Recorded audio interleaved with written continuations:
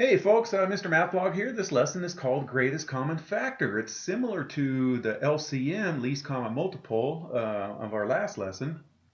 It's just a little bit different, so I'm going to show you a couple of ways to find the greatest common factor. Don't forget, all your lessons can be found at Mrmathblog.com, and there's our common core strand for our teachers, and our question is, how can we find the greatest common factor of two whole numbers? We're going to show you a couple of ways to do that in this lesson. So factors, you guys, are numbers that you can multiply to get other numbers. So for example, you guys, these are factors of 12 because 2 times 6 equals 12, so 2 and 6 are factors of 12. 3 times 4 equals 12, and 1 times 12 equals 12. So all of these numbers are factors of 12. Another way to think about this is 1 goes into 12, 2 goes into 12. They're all the numbers that go into 12.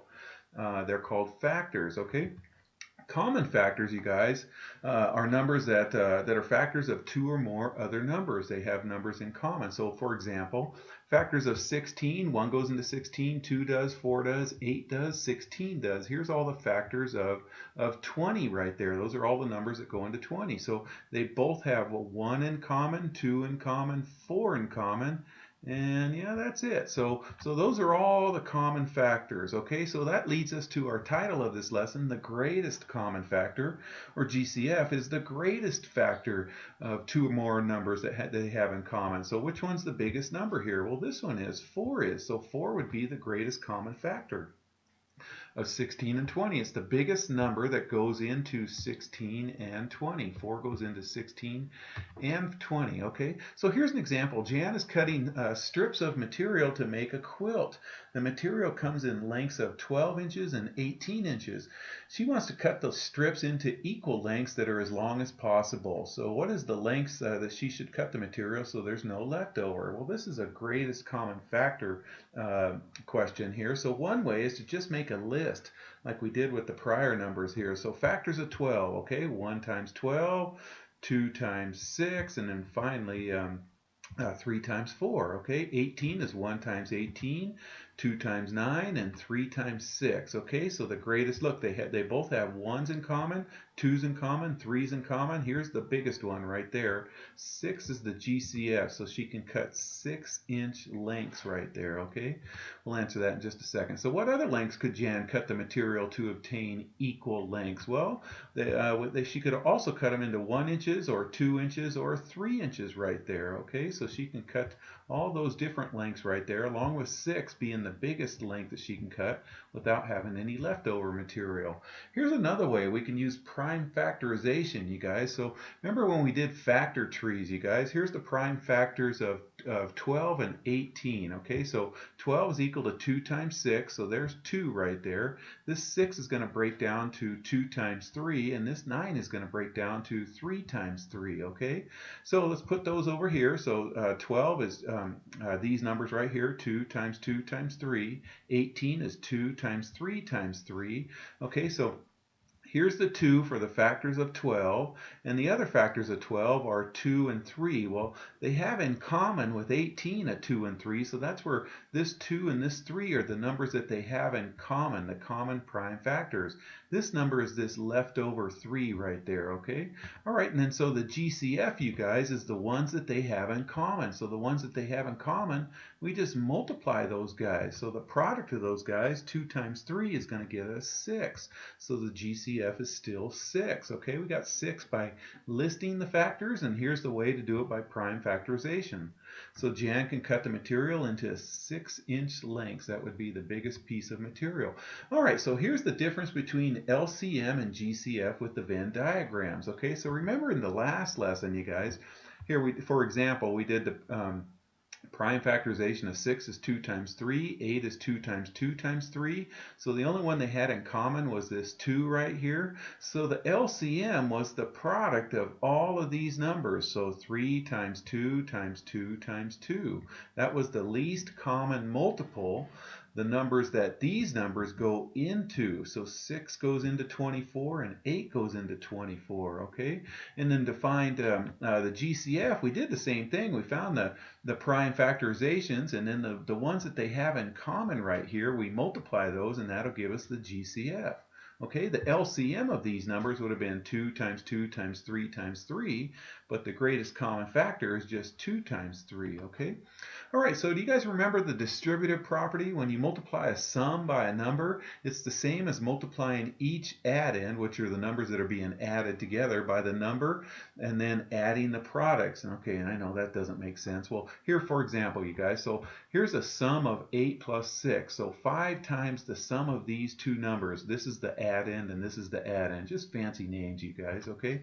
So remember, it's just going to be 5 times 8 plus 5 times 6 right there. We distribute the 5 through right there, okay? So we can use the distributive property to express the sum of two whole numbers as a product if the numbers have a common factor. Okay, so I know, and you're thinking, what? Let's try. Here's an example right here. So use the GCF and the distributive property to express 36 and 27 as a product. So what we got to do is find the GCF of 36 and 27. Okay, so we're going to use the Venn diagrams right here. So here's 36. 36 is 2 times 18. 18 is 2 times 9. 9 is 3 times 3.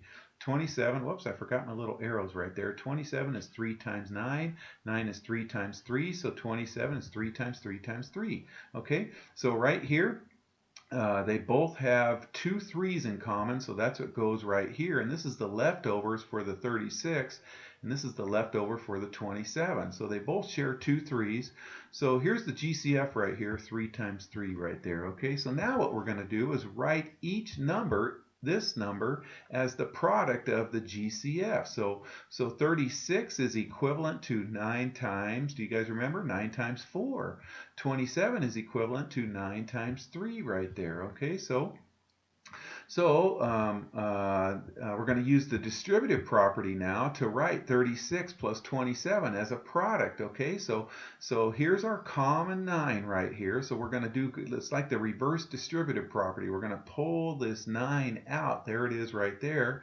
And then we're left with 4 plus this red 3 right here, or pink 3. So 4 plus 3. So we pulled the 9 out, and we're going to be left with 4 plus 3. Okay, let's check our answers to make sure it's true. Okay, so 9 times 4 plus 3, we want to see that it's the same as 36 plus 27. Okay, so here, 36 plus 27, I did that down here, it equals 63.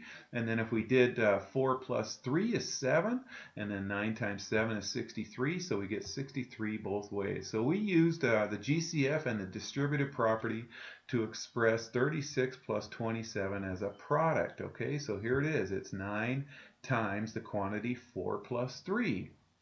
Okay, I know, kind of weird, huh? So 36 plus 27 is 9 times the sum of 4 plus 3 right there. All right, explain two ways to find the GCF of 36 and 27. And then down here it says, describe how this figure right here shows that 36 plus 27 is the same as 9 times 4 plus 3. Okay, so it's the same problem we just did. Let's do the top one up here, you guys. So here we go. So explain two ways to find the GCF. Okay, so one way is to do the Venn diagram. So we did the Venn diagrams right here. We get the prime factorization of each number.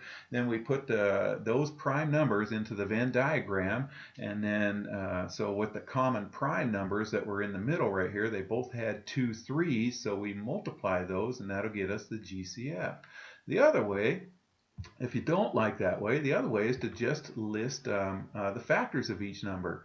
Okay, 36, 1 goes into 36, 2 does, 3 does, 4 does, 6 times 6, 9 times 4, 12 times 3, 18 times 2, and 36 times 1. Okay, so right when we got to 6 times 6, we kind of go backwards. So 2 times this number 2 times this number gives us 36, and then 3 times 12 gave us 36, and 4 times 9 gave us 36. Anyways, so here's all the factors of 27, and the biggest one that they have in common right there, the greatest common factor, is 9. Okay, if you want to do the prime factorization, that's easy enough, and you put the common ones in the middle, and then GCF is the product of those.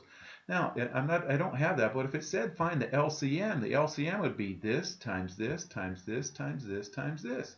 A big number. I don't know what it is.